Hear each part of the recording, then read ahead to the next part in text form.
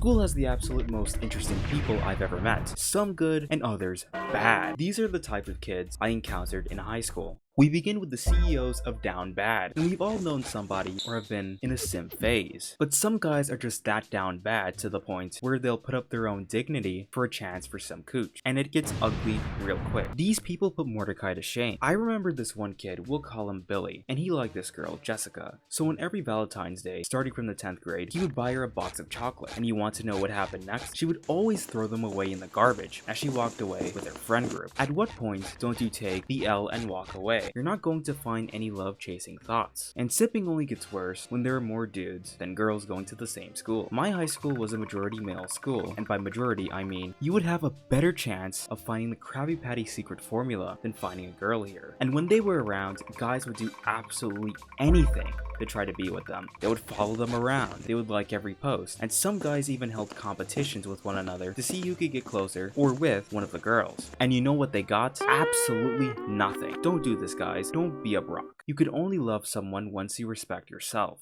Next, these kids I have so much sympathy for, and we've all encountered at least one of them every day. We could just be halfway through the lesson, and you get distracted and start looking around the classroom at other classmates. You then turn around to look at your other classmates behind you, and all you see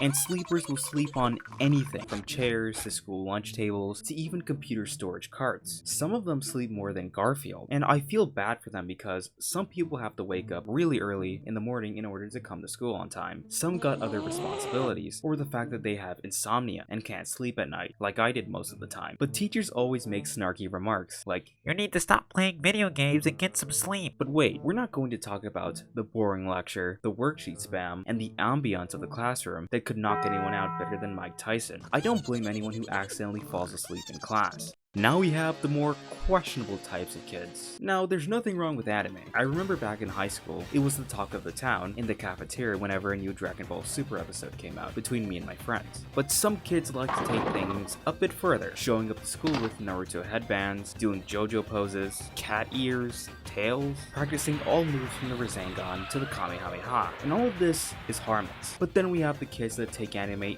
way too seriously. If you even get a minor detail wrong about anything, not even the shows they watch, they will absolutely lose their minds. For an example, in the middle of my geometry class, my teacher noticed that a girl a row ahead of me was reading manga. So he walks up to her and says, "So you're reading manga?" in the most quickest, most snarkiest response as possible. She responded back, "It's pronounced manga!" Like, relax. He doesn't know any better. I don't know who's more intense, a tryhard athlete or an anime fan when you make the slightest mispronunciation of one of their favorite character names or details. Next up, the tryhards of school. In other words, nerds. If athletes take PE too seriously, then it's the nerds who take classroom too seriously. Getting good grades are important, but these are the type of people to score 99 out of 100 and lose their minds over a test with information they will not remember the next week. And it doesn't even matter because that 99% will be converted to an A+ anyway. Just walk away with a dub. But there's one type of nerds that everyone has beef with, the teacher's pet. The kids that sell their dignity to a teacher who will give them detention, with the rest of us when they get angry over a couple students talking. I remember I had a classmate who everyone hated because he would always do this.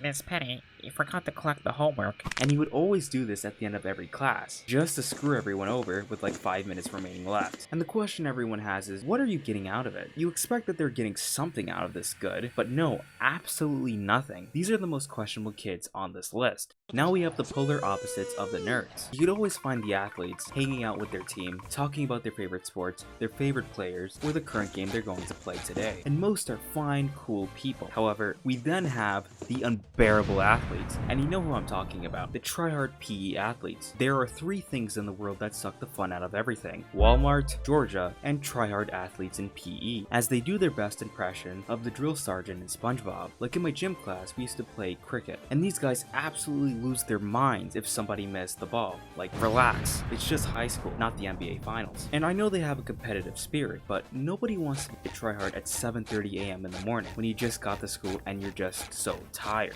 Everything is great when you have a good version of this next type. Class clowns are like a coin toss between making your stomach hurt from laughing so much, like this one kid I had back in one of my English classes, who one day at the end of the period, while the teacher wasn't looking, quite literally took one of those giant, really odd parents, the rule-sized textbooks out of his desk and then just chugged it out of the window. Keep in mind we were on the second floor. I couldn't imagine being that guy walking across the road and seeing a 25-pound textbook just falling out of the window as it crushes the local ant population. My stomach was cramping so much laughing after seeing that. But then we have the other side of a class clown that are so cringe that you were looking for the nearest window when they opened their mouth. Back in my Algebra 2 class, this guy kept on acting like he was funny, and in the middle of the teacher's lecture, he goes on FaceTime in the middle of class, screwing everyone over in the process as she gave them all a quiz because of him. Like, come on bro, get a new hobby. And what makes it worse is that I was forced to sit next to this guy more times than not because of assigned seats, and it made me dread coming to those classes every day. But some of my favorite school experiences came from the absolute comedy class clowns would bring, even if it did get us into more trouble more times than not.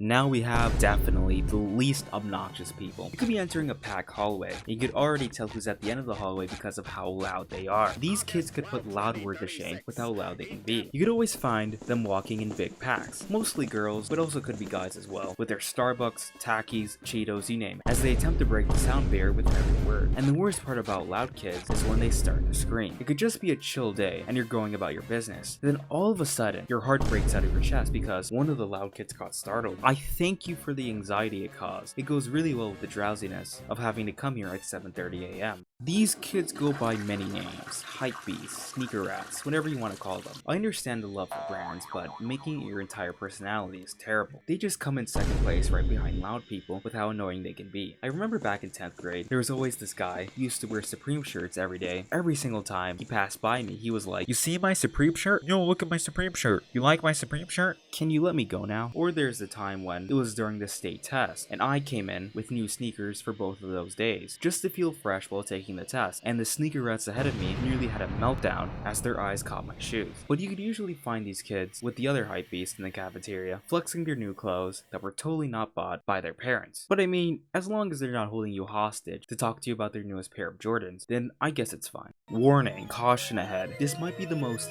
dangerous kid on the list. The chaotic kids only have one sole objective: to cause as much chaos as possible, whether it's them making the most randomest of noises as humanly possible at any given time, to the fights they get into. And I cannot forget one of the most chaotic kids I've ever met, who one day in English class on the school laptop, he was charging his phone, which is a big no-no, as the teachers snatch up the phones on our desk like seagulls when they see a fish plop out of water. But that's not what the chaotic part was. He then pulled up an inappropriate image of someone else in our school from his phone on the laptop screen and just straight up left and walked away to the bathroom, while 3 teachers were circling around the classroom. You have no idea how high my anxiety was at that moment, because at any given moment, if they ever decided to take his phone and accidentally turn his laptop on in the process, his life would have been over right then and there. But luckily for him, that never happened. Somehow. But that's enough personalities for one day. Tell me, what types of kids did I miss? And what would you like to see next? Remember to leave a like and subscribe, and I'll see you next time in the sanctuary.